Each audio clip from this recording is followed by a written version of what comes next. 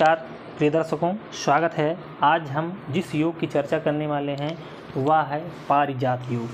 पारिजात से ही आप समझ सकते हैं कि ये योग अगर आपकी कुंडली में कहीं भी बना हुआ है तो आप अपने जीवन काल में उच्च पदस्थ सफल व्यापारी, सफलता आप शिखर पर पहुँचेंगे।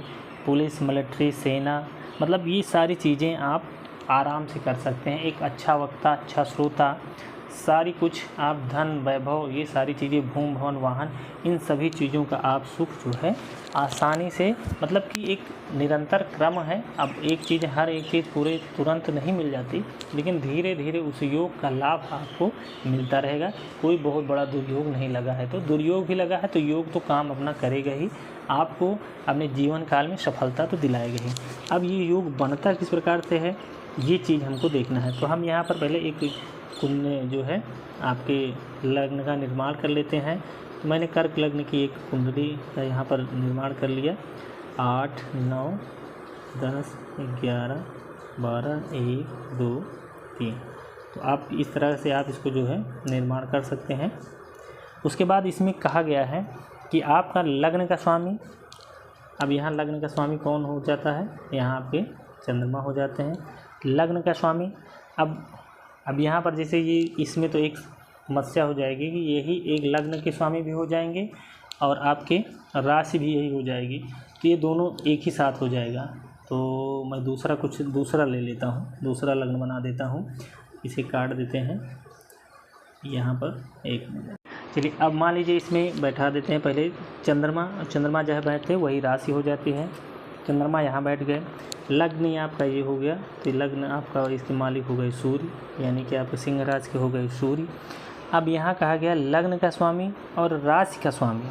अब ये जो है राशि कौन से हो गई आपकी वृश्चिक, तो इसका स्वामी कौन हो गए आपके मंगल।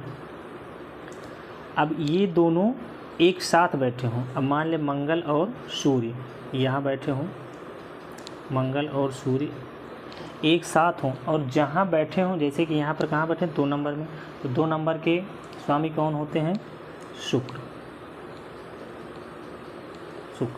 ये तीनों एक साथ जहाँ बैठे हों इसी को कहा जाता है पारिजात योग। यानी कि आपका लग्नेश, भावेश और जिस भाव में बैठे हों, लग्नेश हो गए, राशिश हो गए, यानी कि राशि के स्वामी, लग्न का स्वामी, राशि का स्वामी, और जिस भाव में बैठे हैं उस भाव का स्वामी, ये तीनों एक साथ बैठ जाते हैं कुंडली में, तो इसी को कहते हैं पारिजात योग। कहीं भी हो सकता है, ये घटित होगा, कुंडली किसी भी लग्न की हो। तो ये इस प्रकार से, मुझे उम्मीद है कि आप समझ गए होंगे।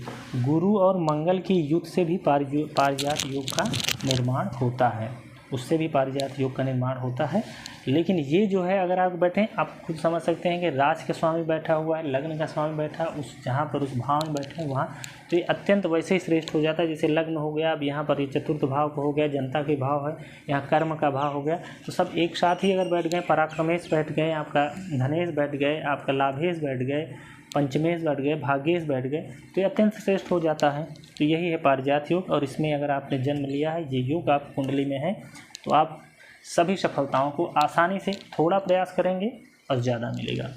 तो आज इस वीडियो में हमने देखा कि पारिजात योग किस प्रकार से घटित होता है कुंडली में। मिलते हैं एक नए योग के साथ अगली वीडियो में। नमस्कार।